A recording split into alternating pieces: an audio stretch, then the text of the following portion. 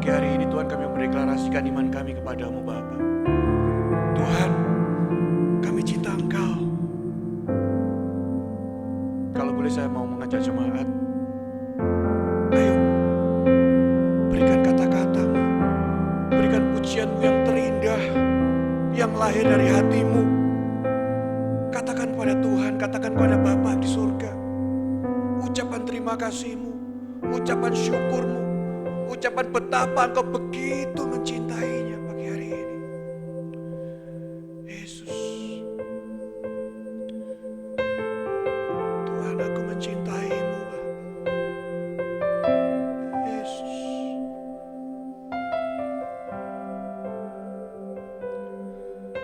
Kau yang terutama Tuhan,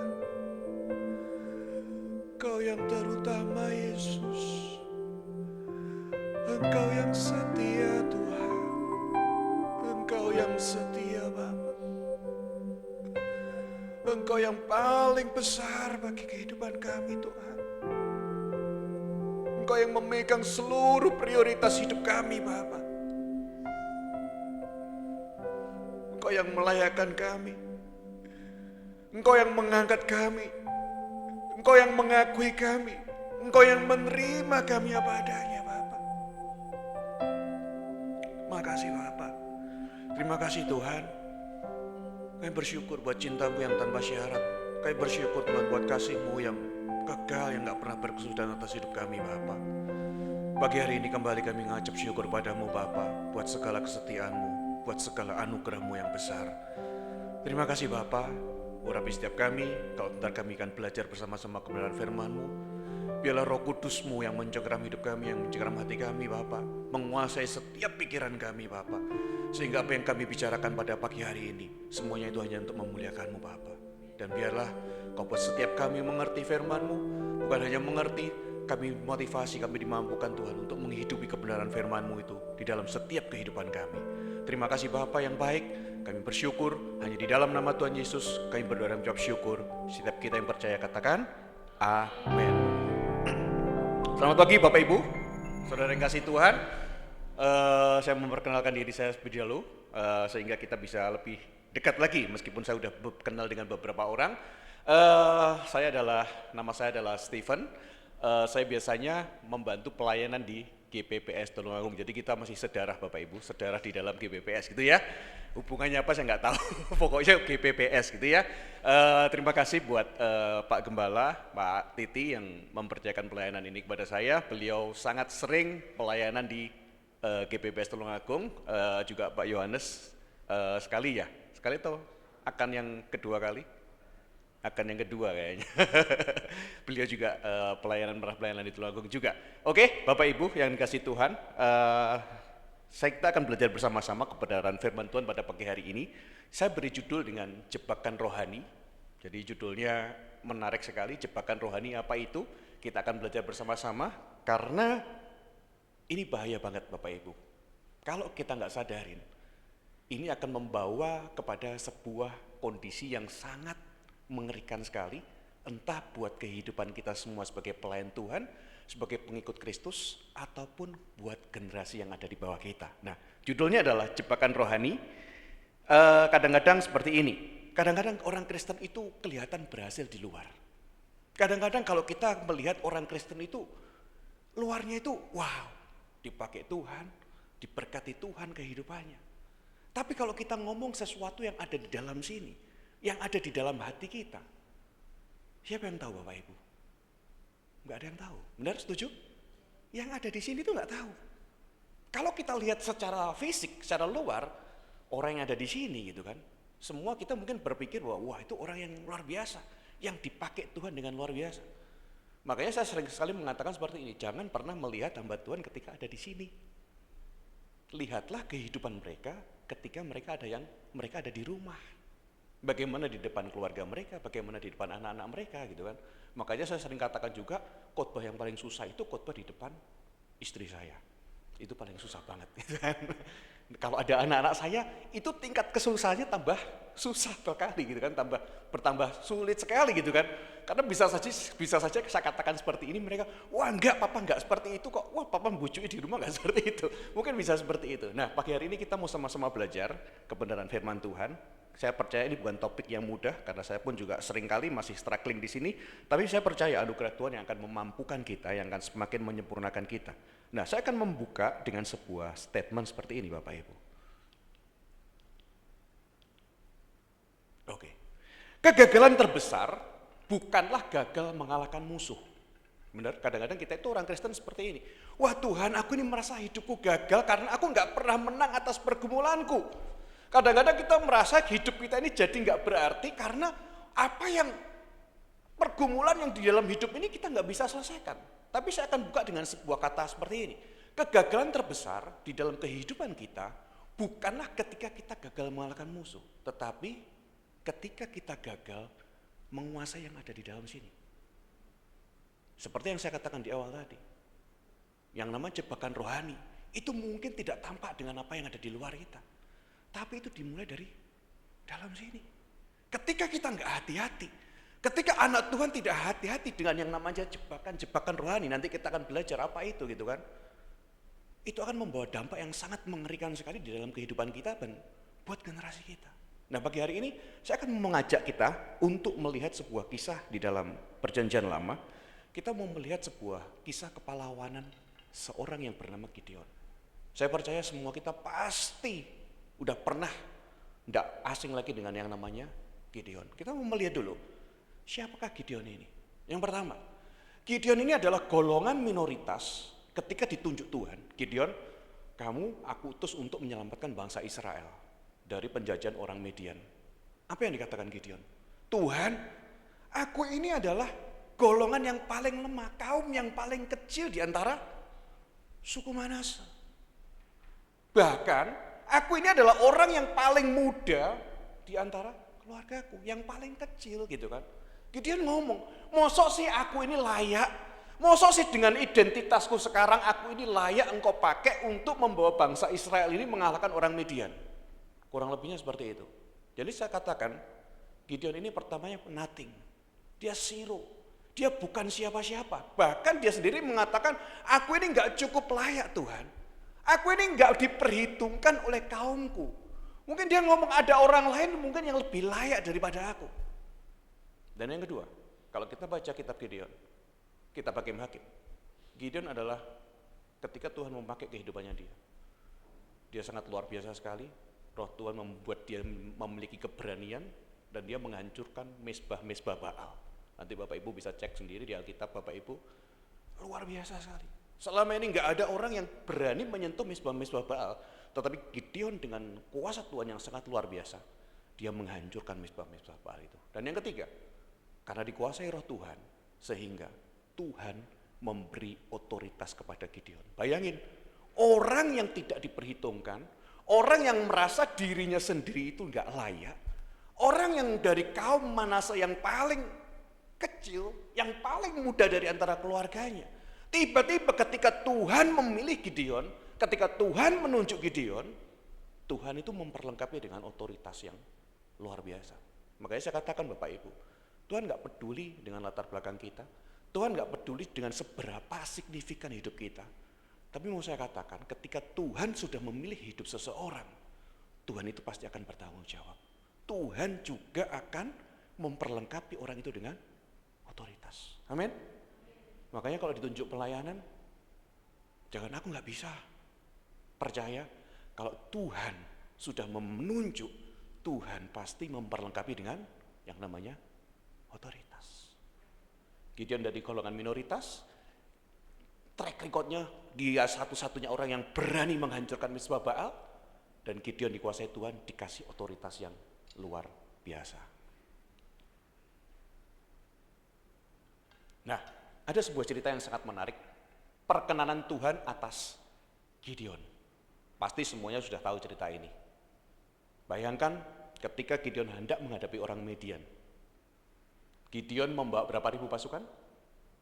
32.000 pasukan. Tapi ingat Tuhan ngomong sama Gideon, Gideon, aku tidak mau kamu maju berperang dengan 32.000 pasukan itu. Perhatikan kalimatnya, apa yang dikatakan Tuhan kepada Gideon. Kita akan baca di dalam Hakim-Hakim pasal yang ke-6. Hakim-Hakim pasal yang ke-7 ayat yang kedua.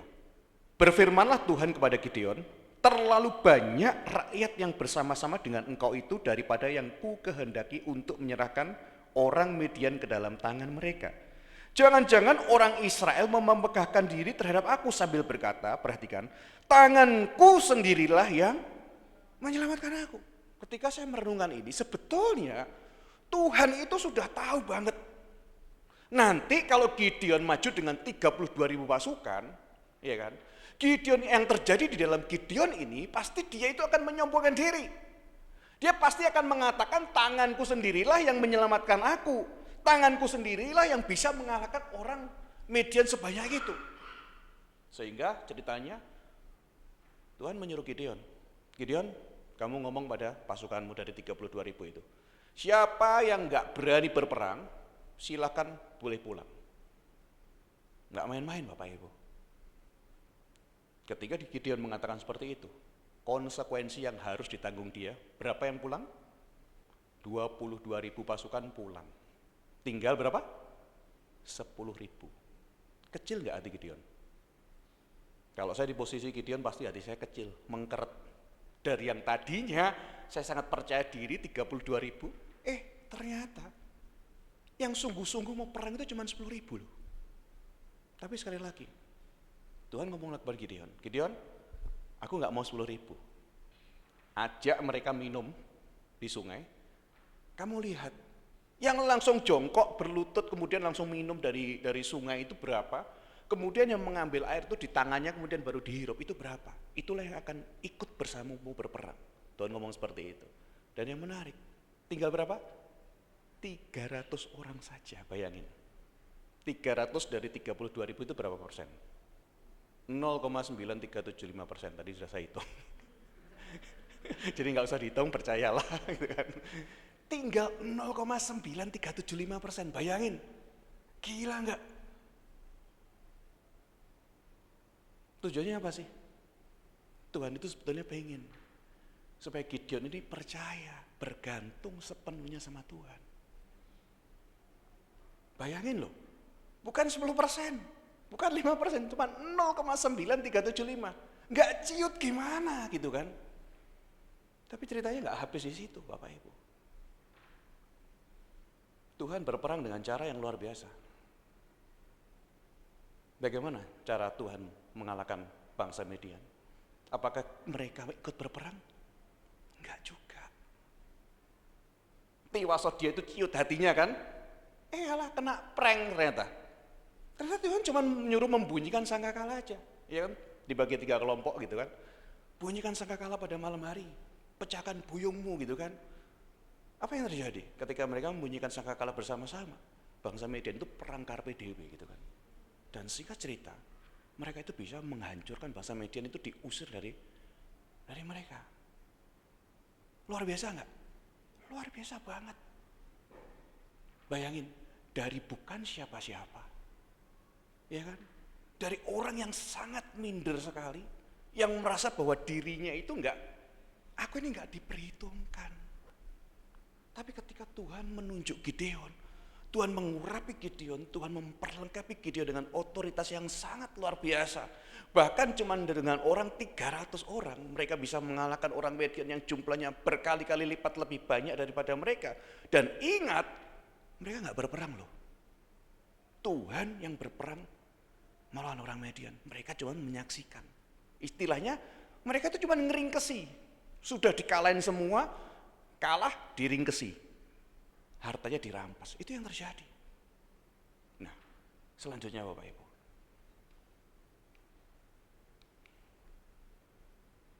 Nah, ini dia. Yang terjadi adalah jebakan rohani mulai muncul. Kita baca di ayat yang ke-22. Gideon, Hakim-Hakim pasal 8 ayat ke-22. Kemudian berkatalah orang Israel kepada Gideon, biarlah engkau memerintah atas kami. Baik engkau maupun anakmu maupun cucu-cucumu, sebab, perhatikan kalimat ini, sebab engkaulah yang telah apa? Menyelamatkan kami dari tangan orang Midian. Bayangin, sampai di situ bangsa Israel itu masih belum ngeh. Kalau mereka itu sebetulnya mereka nggak berperang loh. Sampai di titik itu mereka nggak ngeh bahwa pertolongan Tuhan yang begitu luar biasa atas hidup mereka. Mereka nggak ngeh kalau Gideon ini cuman dipakai Tuhan. Sebetulnya bukan Gideon yang luar biasa, amin? Setuju Bapak Ibu?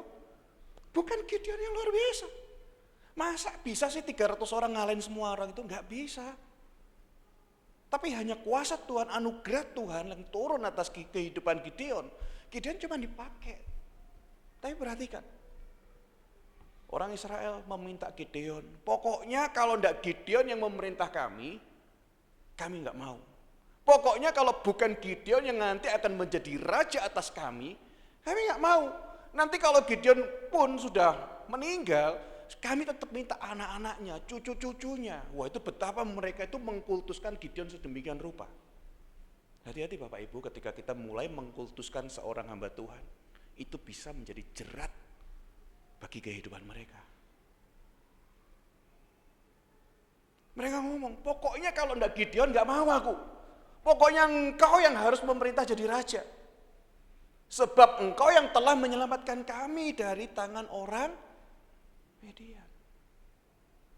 Kadang-kadang pelayan Tuhan itu seperti itu kan. Apalagi yang punya karunia yang spektakuler itu. Karunia apa misalnya? Penyembuhan, nubuat, itu kan yang paling laku. Sedangkan karunia-karunia yang lainnya itu enggak laku. Ya kan? Kalau ada NKKR yang punya karunia nubuat pasti rame. Kalau ada NKKR penyembuhan pasti yang datang pasti antri semua minta disembuhkan. Yang mereka lihat bukan Tuhannya yang punya karunia itu, tapi yang mereka lihat adalah pribadinya. Saya katakan oknumnya dah yang mereka lihat. Sama seperti bangsa Israel ini. Mereka nggak melihat Tuhannya yang berkuasa. Mereka ngomong, sebab engkaulah yang menyelamatkan kami. Dan itulah yang menjadi jerat bagi Gideon. Hati-hati dengan yang namanya popularitas. Hati-hati dengan yang namanya pengakuan, kemuliaan, identitas, atau kekuasaan. Ini bisa saja menyerang kehidupan hamba Tuhan. Ini bisa saja menyerang kehidupan anak-anak Tuhan. Ketika kita nggak lagi sadar bahwa apa yang sudah Tuhan buat di dalam kehidupan kita itu semata-mata hanya karena kasih karunia Tuhan, kita semua bisa terjerat di dalam hal-hal ini. Yang lihat YouTube videonya aja baru 500 saja sudah sombongnya minta ampun. Ada loh yang seperti itu. Kadang-kadang tepuk tangan jemaat itu bukan sesuatu, ya di sisi lain ya orang butuh apresiasi gitu kan. Tapi kadang-kadang tepuk tangan jemaat itu membuat seseorang itu lupa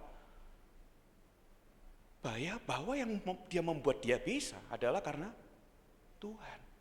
Setiap kali saya pelayanan, saya selalu ingat dengan sebuah kata-kata seorang kakak rohani saya. Dia berkata seperti ini, kalau kamu pelayanan, ingat baik-baik, itu bukan karena kamu bisa. Karena kamu sampai detik itu, kamu masih dikasih kepercayaan sama Tuhan. Udah itu aja, jangan mikir yang lain-lain. Dan kalau Tuhan sudah kasih kepercayaan sama kamu, jangan heran kalau Tuhan memakai kamu. Itu pun sekali lagi bukan karena kamu mampu, bukan karena kamu pintar. Sekali lagi itu karena Tuhan pakai kamu. Tetap layani dengan hati yang murni. Itu yang saya ingat baik-baik pesan beliau. Ketika saya melayani dimanapun saya selalu berkata, Tuhan terima kasih buat kepercayaan yang kau berikan. Apa yang terjadi selanjutnya?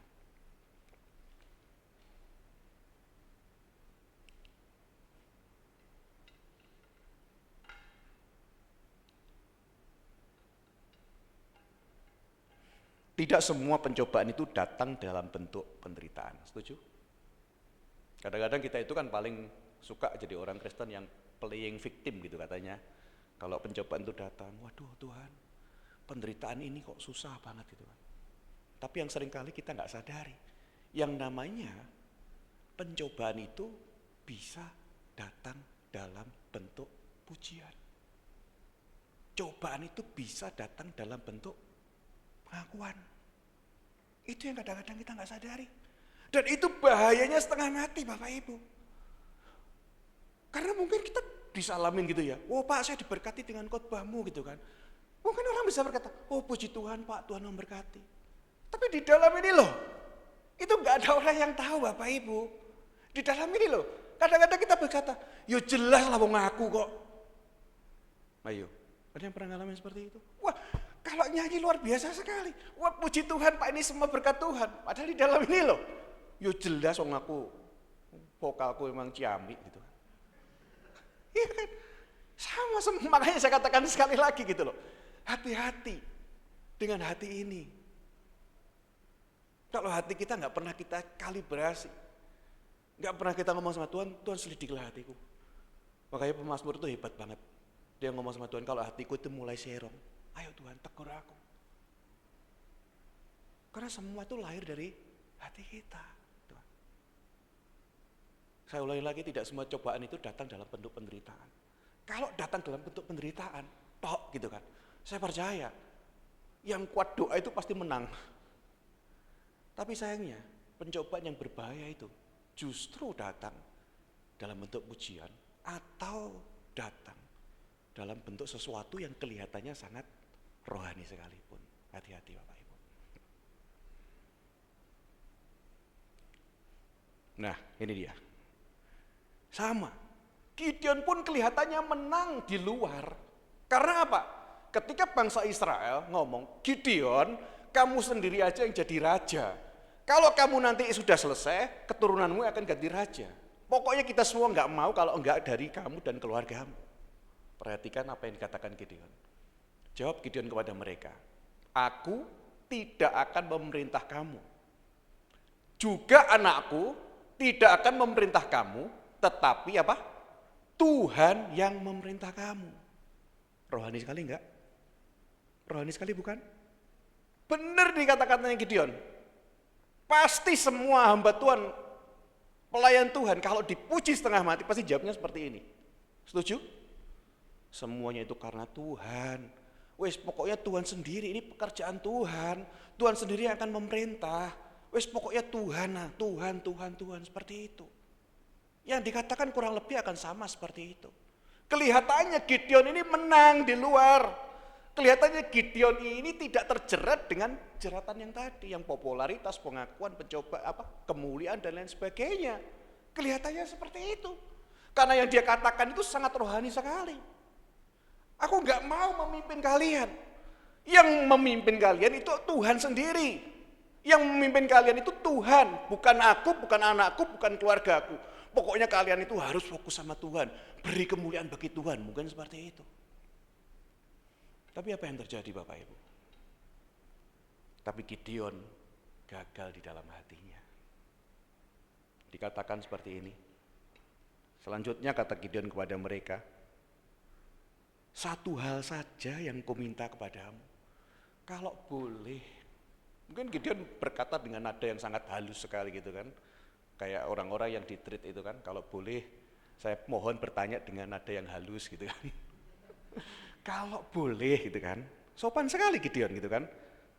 Baiklah kamu masing-masing memberi anting-anting dari jarahannya. Sopan sekali gitu kan. Pasti waktu mungkin dia ngomong seorang pekerja itu berhak mendapatkan upahnya loh gitu kan. Kalau mau mengintimidasi sedikit mungkin seperti itu gitu kan. Dia ngomong dengan nada yang sangat halus sekali. Meskipun Tuhan nanti akan memerintah kalian, boleh enggak aku minta kalian masing-masing memberikan anting-anting dari jarahannya. Dan orang Median itu terkenal dengan orang yang suka pakai perhiasan. Wah, perhiasannya rentengan sekali gitu kan.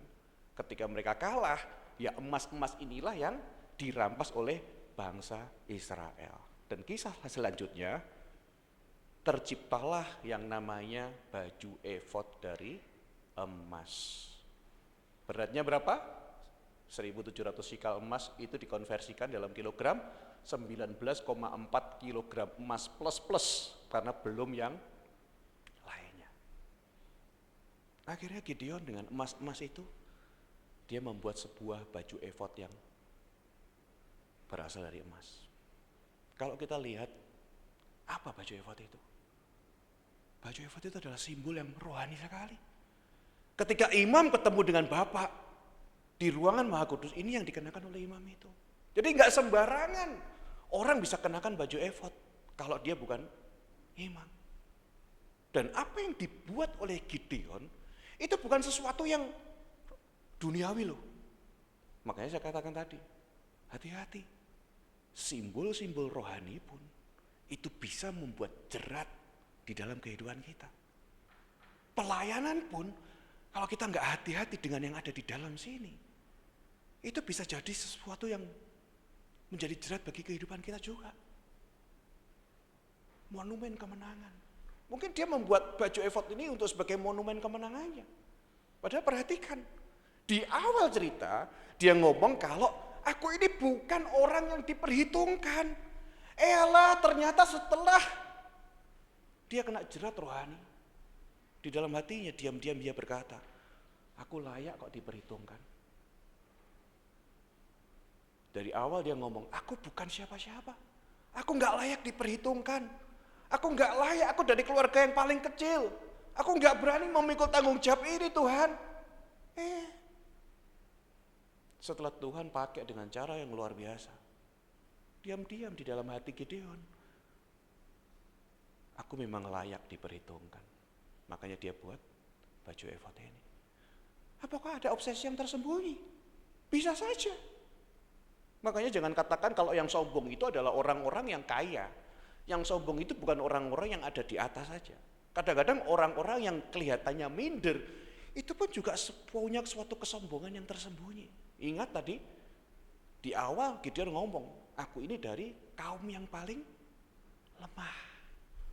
Aku ini dari orang yang paling muda di antara keluargaku. Ya.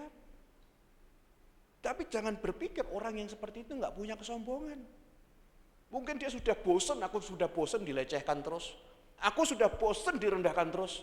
Sehingga ketika ada kesempatan, diam-diam dia juga punya obsesi yang tersembunyi. Dia punya kesombongan yang tersembunyi. Dan itulah yang menjadi jerat bagi Gideon. Makanya siang hari ini, saya mengajak kita semua, ayo cek hati kita masing-masing. Siapapun kita di tempat ini, ada enggak motivasi lain ketika kita mengikut Tuhan? Ada enggak motivasi lain ketika kita melayani Tuhan? Ketika perkenanan Tuhan itu turun atas hidup kita. Ketika kita mulai dipakai Tuhan. Hati-hati dengan jebakan-jebakan rohani. Amin.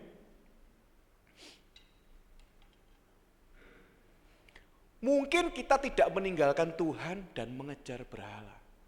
Enggak kok, aku tetap datang ibadah kok. Aku tetap rajin berdoa kok. Aku enggak membuat patung kok. Tapi mungkin kita sedang menciptakan sesuatu yang terlihat rohani untuk menggantikan Tuhan. Ini yang kadang-kadang enggak kita sadari Bapak Ibu. Kita tetap beribadah, kita tetap berdoa, kita tetap menyembah Tuhan, kita tetap melayani di sini. Tapi diam-diam mungkin kita sedang menciptakan sesuatu yang mungkin itu terlihat rohani untuk menggantikan posisi Tuhan di dalam kehidupan kita. Contohnya apa? Pelayanan. Itu rohani bukan? Rohani banget. Bisa gak pelayanan menggantikan posisi Tuhan? Bisa. Bisa gak pelayanan itu mendapat prioritas yang pertama di dalam hidup kita? Bisa. Ketika kita melayani, orang bisa melayani tanpa punya relasi dengan Tuhan loh.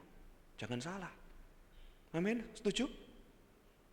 Orang bisa menyembah Tuhan tanpa dia punya pengalaman dengan Tuhan. Bisa gak? Bisa. Makanya saya pernah bahas, Tuhan itu tidak mencari penyembahan kita. Tuhan itu nggak peduli dengan apa yang kita bawa kepada Tuhan. Tapi Tuhan lebih peduli dengan siapa yang membawa penyembahan ini. Tuhan lebih peduli dengan siapa yang membawa persembahannya, bukan kepada jenis persembahannya. Perhatikan kisah Kain dan Habil. Kenapa persembahan Kain ditolak, persembahan Habil diterima? Dulu saya sekolah minggu itu saya selalu berpikir, lawang penyembahnya persembahannya Kain itu cuma sayur-sayuran, pecel, ya pantas Tuhan tidak suka. Bandingkan dengan daging domba lem gitu kan, hojek gitu kan, harganya sangat jauh berbeda. Ya pasti Tuhan milih persembahannya Habil gitu kan.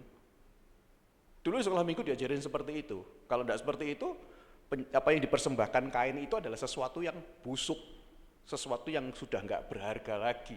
Sedangkan yang dipersembahkan Habil itu sesuatu yang sangat berharga banget, makanya Tuhan tuh suka gitu kan. Tapi perhatikan Alkitab Bapak Ibu.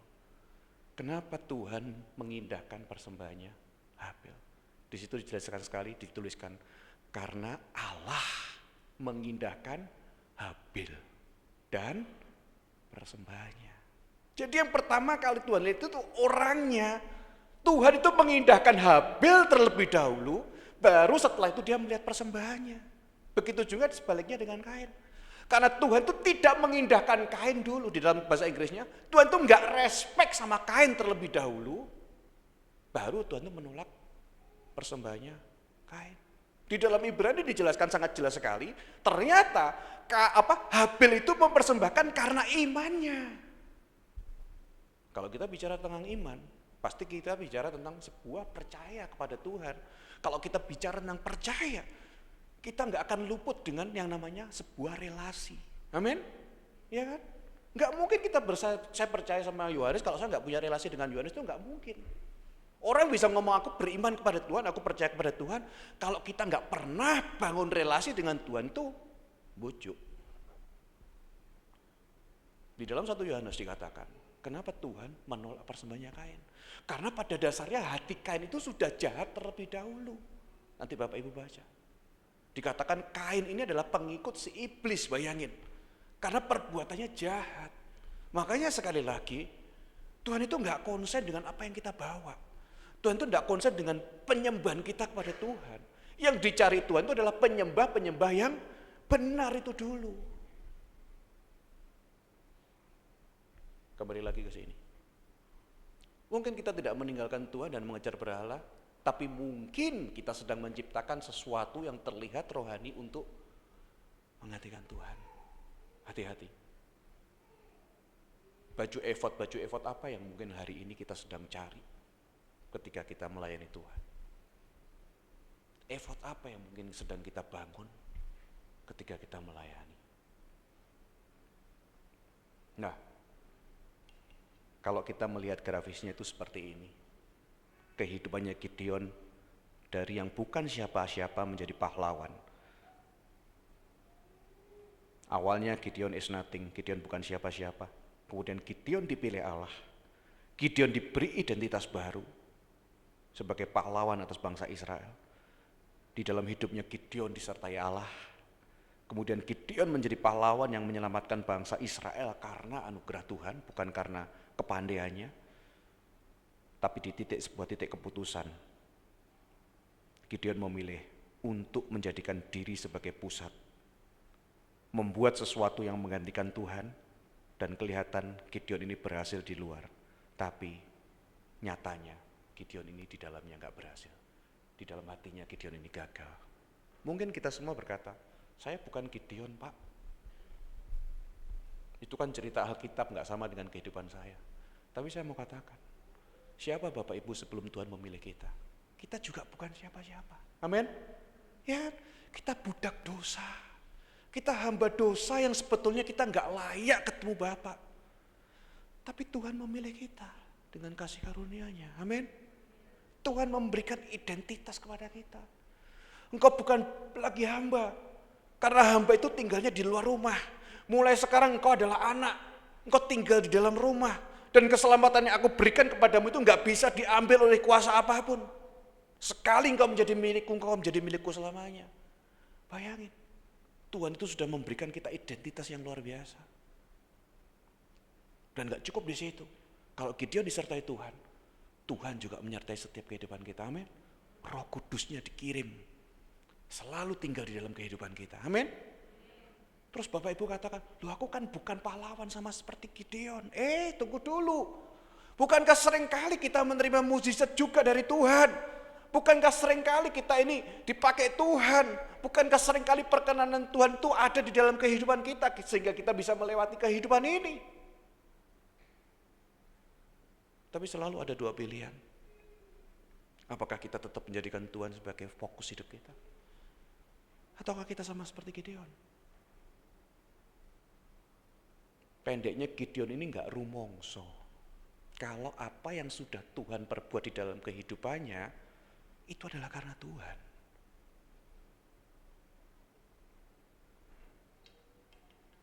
Apa yang terjadi berikutnya? Ini dia, bagian yang paling kelam di dalam kehidupan Gideon. Gideon tinggal di dalam kenyamanannya. Setelah selesai semuanya, orang Midian ditaklukkan. Firman Tuhan mengatakan 40 tahun lamanya, orang Midian tidak lagi mengganggu orang Israel. Dan yang terjadi apa? Gideon pulang ke kampungnya. Dia lebih menikmati kenyamanan hidupnya. Bahkan firman Tuhan menuliskan, punya anak laki-laki berapa? Ketika saya tahu, saya kaget juga gitu. Gitu ya. 70. Wow. 70 itu baru anak laki-laki loh. Kan populasi perempuan itu selalu lebih banyak. Mungkin kalau anak perempuannya dihitung mungkin lebih dari 70. Nggak tahu istrinya berapa. Ya kan? Hati-hati dengan yang namanya kenyamanan. Pemakaian Tuhan, perkenanan Tuhan bisa membuat kita itu nyaman. Dan ketika kita nyaman, disitulah godaan-godaan itu mulai datang. Ingat, Daud jatuh karena apa? Karena dia nggak ikut berperang. Dia memilih untuk di rumah duduk santai-santai di dalam kenyamanannya. Dan kalau kita lihat, ada satu anak dari Gideon ini, namanya siapa? Abimelek. Tahu nggak arti dari Abimelek itu? Abi itu kan ayahku. Melek itu apa? Melek itu adalah raja. Bayangin. Jadi dia sengaja kasih nama anaknya yang artinya ayahku adalah raja. Bayangin gitu loh. Betapa narsisnya orang ini gitu kan. Padahal kalau kita lihat, aku bukan siapa-siapa Tuhan. Aku ini gak layak memimpin bangsa yang segini besarnya melawan orang Midian itu. Tapi setelah Tuhan memakai kehidupannya, dia mulai naik daun, dia mulai populer ya kan. Anaknya sendiri loh dikasih nama Abimelek yang artinya ayahku adalah raja. Bayangin. Apa maksudnya gitu kan. Ya jelas supaya orang-orang itu selalu mengingat Gideon. Jelas Gideon ini selalu pengen dielu-elukan oleh bangsa Israel gitu kan. Jelas Gideon ini gak mau dilupakan. Yang kedua, bangsa Israel kembali menyembah Baal. Bayangin gitu loh. Yang dia lakukan pertama apa? Dia menghancurkan mezbah-mezbah Baal itu. Tapi apa yang terjadi berikutnya? Bangsa Israel kembali menyembah Baal. Gak ada sesuatu yang dibangun oleh Gideon, benar gak? Apa yang dibangun kalau bangsa Israel kembali menyembah Baal? Ngapain kamu susah-susah menghancurin Baal kalau ujung-ujungnya bangsa Israel ini tetap menyembah Baal lagi?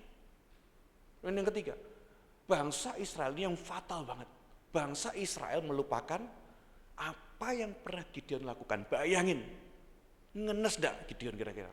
Matinya kira-kira stroke kira-kira. Saking ngenesnya. Bangsa Israel sama sekali melupakan apa yang pernah Gideon lakukan dan mengabaikan seluruh keturunan dari Gideon ini. Padahal ingat, bangsa Israel tadi ngomong apa? Gideon, kamu kan sudah menyelamatkan bangsa Israel. Pokoknya kalau bukan kamu yang jadi raja kami gak mau. Nanti kalau kamu pun sudah gak ada, anakmu. Kalau anakmu sudah gak ada, cucumu itu semua pokoknya harus memerintah atas kami. Karena engkau orang yang paling berjasa di antara bangsa Israel ini. Tapi lihat, bangsa Israel melupakan apa yang telah Gideon lakukan. Bahkan keluarganya itu dilupakan semua. Tidak ada warisan rohani yang ditinggalkan oleh Gideon buat bangsa Israel.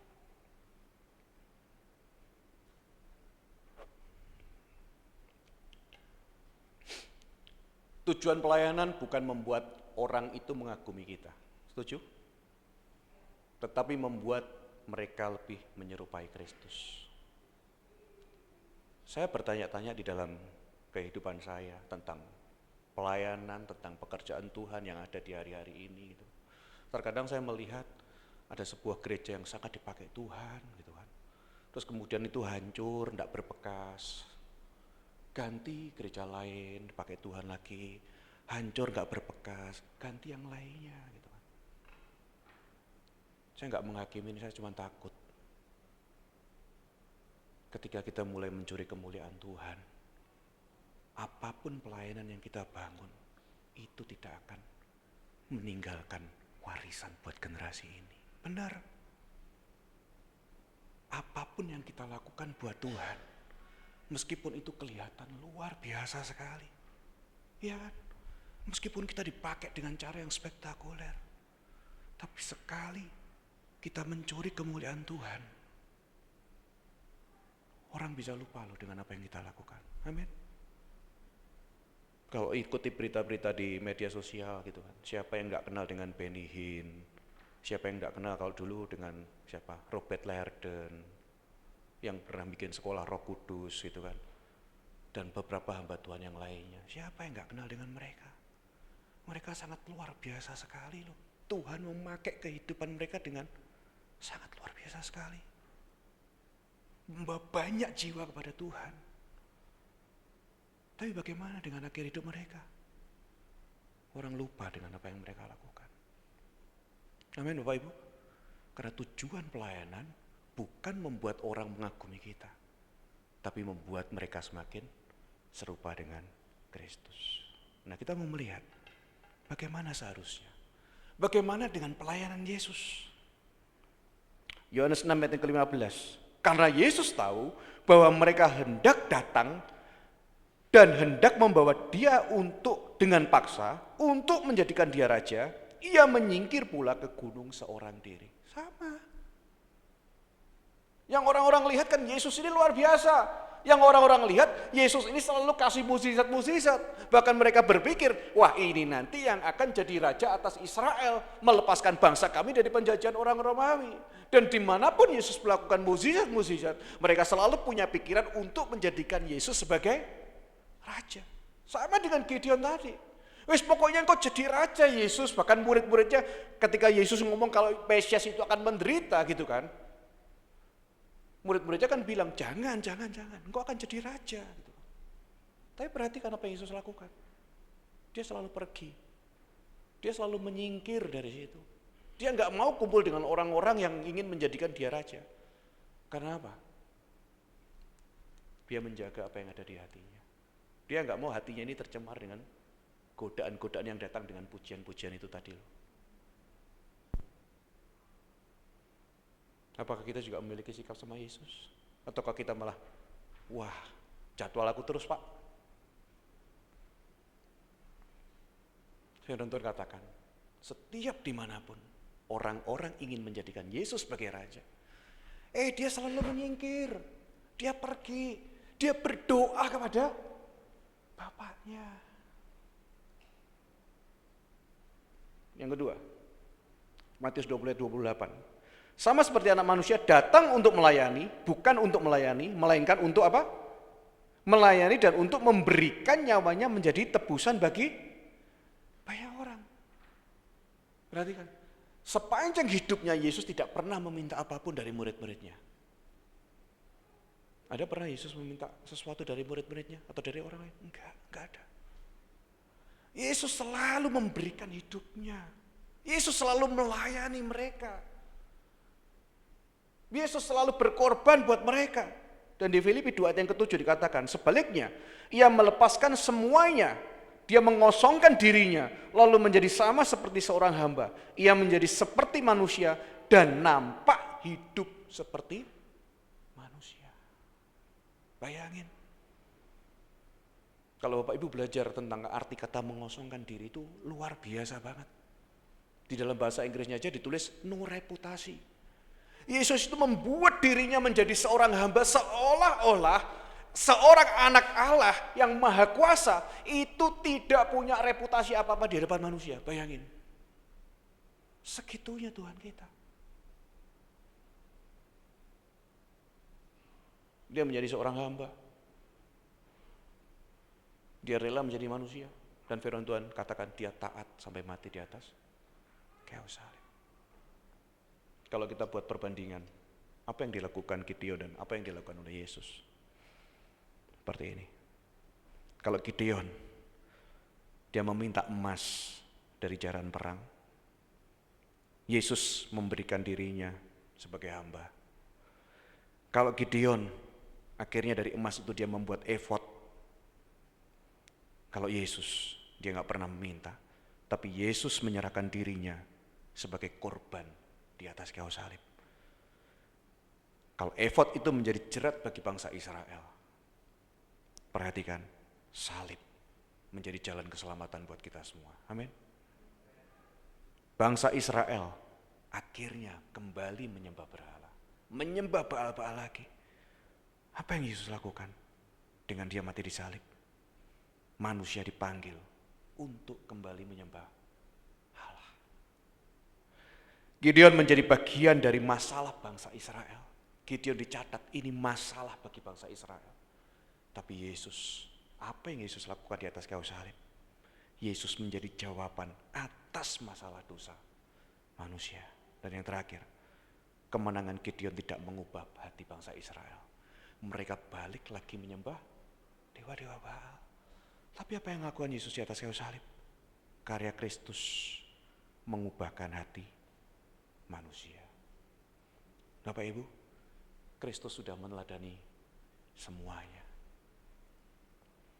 Kristus sudah memberikan contoh di dalam kehidupan kita. Amin. Gideon meninggalkan sesuatu yang membuat manusia menjauh daripada Tuhan. Yesus memberikan dirinya supaya manusia kembali kepada Allah. Makanya sekali lagi saya katakan, hati-hati Bapak Ibu. Kalau engkau sudah dipercaya Tuhan pelayanan, tetap miliki hati yang murni. Jangan sampai kena dengan jebakan rohani. Jebakan rohani yang meninabobokan iman kita. Jangan sampai semuanya itu jadi jerat bagi kehidupan kita. Karena ini loh konsekuensinya. Apalagi kalau kita sudah ada di atas ini. Jangan sampai meninggalkan sesuatu yang malah membuat generasi kita itu jauh daripada Tuhan. Ada enggak? Banyak gitu kan. Berapa banyak hari-hari ini yang anak-anak muda, Gen Z itu loh, yang pahit sama gereja. Yang enggak mau ke gereja gara-gara apa? Pahit sama pemimpinnya, pahit sama hamba Tuhannya. Karena apa? Ya kurang lebih karena seperti ini. Iya enggak? Terus apa yang mau kita wariskan buat generasi ini? Apa yang mau kita bangun buat generasi ini? Tahu enggak? Kristen progresif itu lahirnya dari mana? Kristen progresif bukan lahir dari orang yang enggak percaya pada Kristus. Kristen progresif itu lahirnya dari anak-anak Tuhan sendiri. Yang mereka punya kepahitan terhadap pemimpinnya, kemudian mereka mengutarakan, mempertanyakan sesuatu kepada pemimpinnya, kepada gembalanya, tetapi tidak mendapatkan jawaban yang memuaskan hidup mereka. Dan yang terjadi malah hidup mereka diintimidasi oleh gembalanya. Dan akhirnya mereka punya komunitas sesama orang-orang yang sakit hati, mereka kumpul bareng, mereka berdiskusi, sehingga akhirnya lahirlah sebuah yang namanya Kristen progresif. Dimulai dari mana? Dari orang-orang Kristen, anak Tuhan yang sakit hati ketika mereka melihat ulah dari pemimpin-pemimpin mereka di gereja. Makanya sekali lagi hati-hati Bapak Ibu. Kita semua yang sudah dipercaya Tuhan melayani, kita yang semua yang sudah diberkati Tuhan, meskipun kita nggak melayani, kalau Tuhan itu kasih berkat kepada kita, itu semua adalah karena kasih karunia Tuhan, bukan karena kita. Amin. Jangan pernah bikin monumen apapun, jangan pernah bikin simbol-simbol apapun yang menggantikan Kristus itu di dalam kehidupan kita. Pertanyaan refleksinya. Yang pertama, apakah saya melayani Tuhan atau sedang mengumpulkan emas dari pelayanan saya?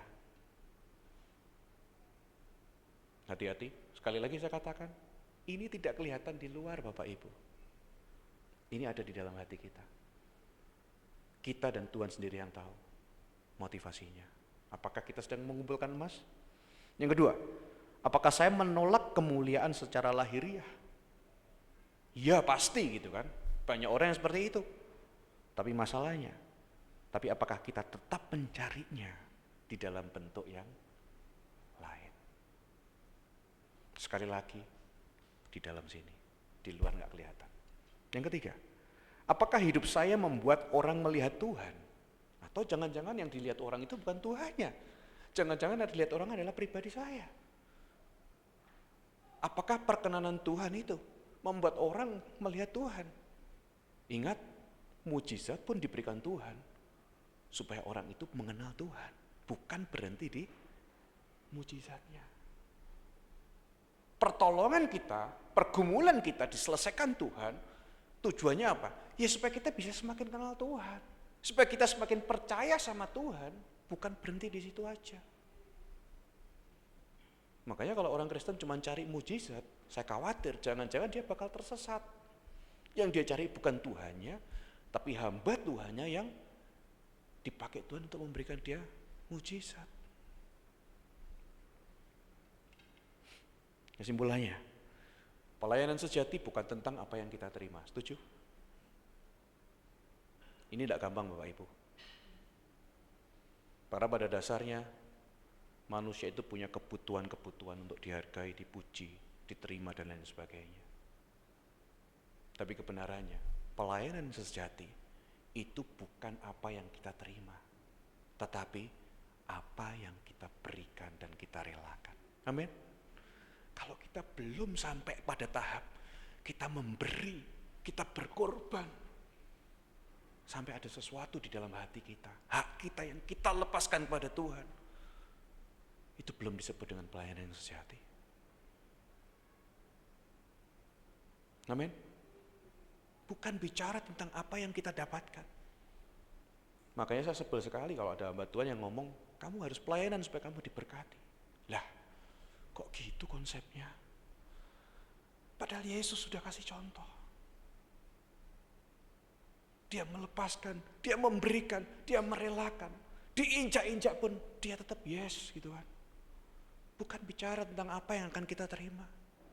Kalaupun Tuhan memberi kita sesuatu, sekali lagi itu cuma kepercayaan yang Tuhan berikan di dalam kehidupan kita, bukan menjadi milik kita. Amin. Dan yang kedua, jebakan rohani itu bisa datang melalui pujian, keberhasilan, dan pengakuan. Oleh karena itu, ayo kita siapkan hati kita. Amin. Setiap hari doa sama Tuhan, Tuhan, kalibrasi hatiku. Kalau aku tuh sudah mulai miring-miring gitu kan, disporing terus gitu Bapak Ibu ya. Tiap hari itu minta Tuhan, Tuhan selidiki hatiku.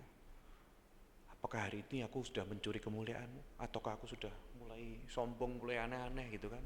Coba periksa hatiku ini Tuhan gitu kan. Saya percaya di zaman media sosial ini sangat banyak banget godaannya gitu kan. Berapa banyak kita itu yang sering terganggu dengan apa itu namanya jumlah follower gitu kan. Bener gak? Wah kalau saya nulis quote ini gitu kan, setiap hari dicek siapa yang like gitu kan, berapa banyak yang like gitu kan, dan kita mulai membanding-bandingkan dengan yang lainnya. Wah kayak gini aja like-nya banyak, opo itu gitu kan. Benar gak? Kadang-kadang kita seperti itu loh. Itu bisa menjadi jerat di dalam kehidupan kita. Amin. Bapak Ibu, di dalam pelayanan saya mau menutup dengan sebuah kesaksian. Pelayanan itu nggak enak, tapi kita harus melayani karena Tuhan terlebih dahulu melayani kita, karena Tuhan lebih dulu mengasihi kita. Apapun yang kita hadapi di dalam pelayanan, kalau kita bicara untung ruginya, kalau kita bicara enak ataupun tidak enak, kita semua pasti tidak akan mau melayani. Di suatu ketika saya dipercaya oleh Pak Gembala untuk melayani, gitu kan, selalu ada orang-orang yang nggak suka dengan saya. Tapi lucunya, di depan saya mereka memuji saya, kan kurang ajar gitu kan. Pak, khotbahnya luar biasa, kapan lagi jadi jadwal? Saya pengen banget, rindu banget mendengarkan khotbah Bapak. Ngomongnya seperti itu loh. Pujian yang wah, sampai langit-langit mungkin nyundul gitu ya. Tapi saya tahu di belakang saya, mereka menjelek-jelekan saya. Bahkan di mimbar mereka menjelek-jelekan saya. Saya ngerti gitu kan. Ketika saya nggak ada, mereka berkata seperti itu, jahat sekali gitu kan. Dan saya selalu berkata, Tuhan kok kayak gini pelayanan itu? Kok kejam Tuhan? Mungkin lebih kejam di gereja daripada di luar sana. Karena yang melakukan adalah orang-orang yang mengerti kebenaran firman Tuhan, benar gak? Karena yang melakukan hamba Tuhan sendiri. Kadang-kadang kok bisa Tuhan seperti ini gitu kan? Kok bisa gitu kan? Sekali lagi saya pernah curhat kepada kakak rohani saya dan dia cuma bilang seperti ini. Anggap aja Tuhan lagi memurnikan kamu.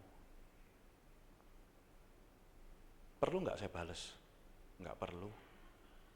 Nggak ada yang perlu diklarifikasi, nggak ada yang perlu dibales. Bahkan ketika dia datengin kamu dengan kata-kata pujian, ya udah terima aja. Tetap kasih senyum, tetap rangkul dia dan lain sebagainya. Jangan pernah sekalipun membalas apa yang dia lakukan. Karena pelayanan bukan bicara tentang diri kita. Tapi pelayanan sekali lagi, kita melayani raja di atas segala raja. Kita tidak berhak ambil sedikit pun kemuliaan dari situ. Amin. Kita nggak berhak ambil namanya pujian sedikit pun Tuhan. Mbok Siti aja nggak berhak kita. Kalau kita mengambil pujian dari manusia, ya upah kita ya itu sudah final, titik gitu kan. Kayak kita bayar pajak final itu ya sudah titik. Upahnya di situ. Kalau kita menikmati pujian manusia ya sudah. Upahnya kita di pujian manusia itu. Tapi lihat bagaimana Tuhan memuliakan Yesus. Amin, Bapak Ibu. Mari kita berdoa. Saya minta pemain musik untuk maju ke depan.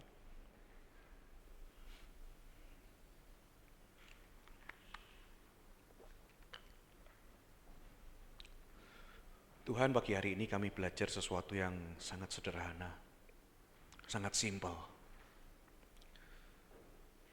Tetapi sekali lagi Tuhan, kalau kami nggak hati-hati dengan yang namanya jerat ini,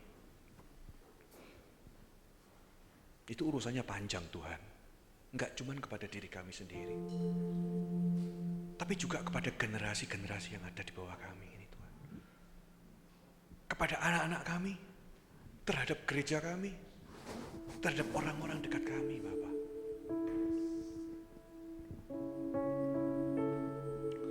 Terima kasih Tuhan, kalau kebenaran firman-Mu mengingatkan kami. Kalau kebenaran firman-Mu menegur kami. Kalau kebenaran firman-Mu memberikan konfirmasi kepada kami tentang apa yang harus kami ambil. Kami bersyukur Tuhan.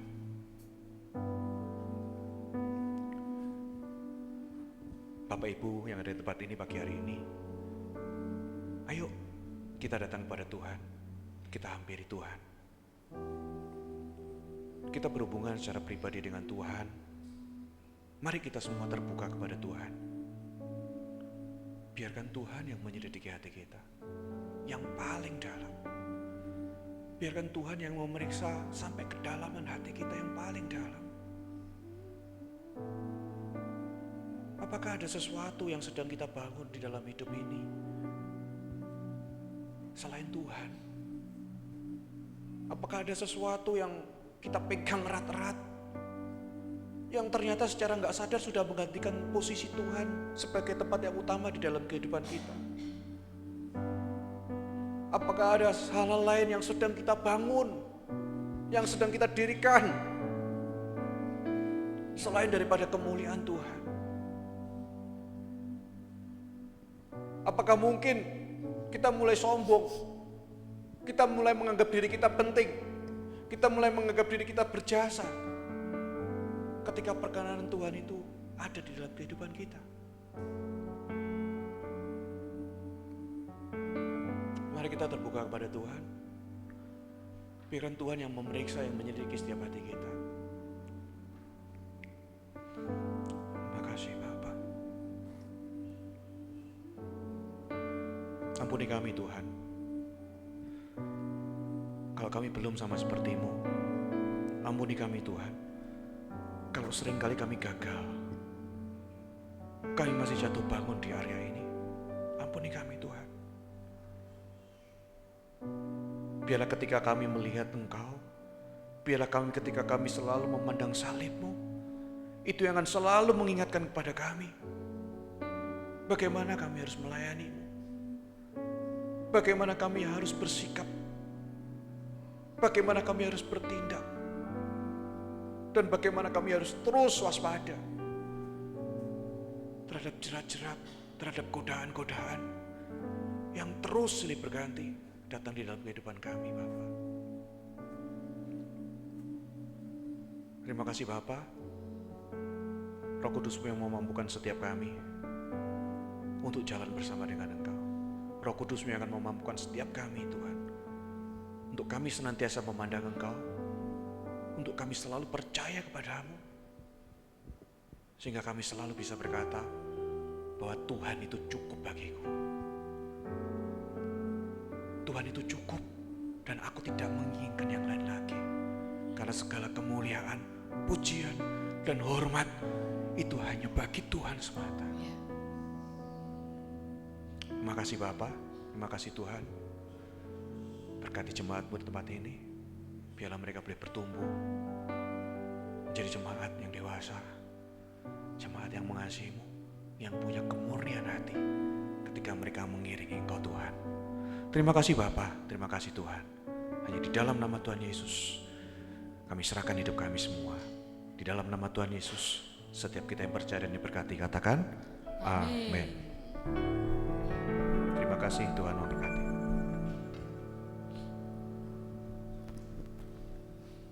Terima kasih Bapak sudah memberikan kita firman Tuhan yang luar biasa.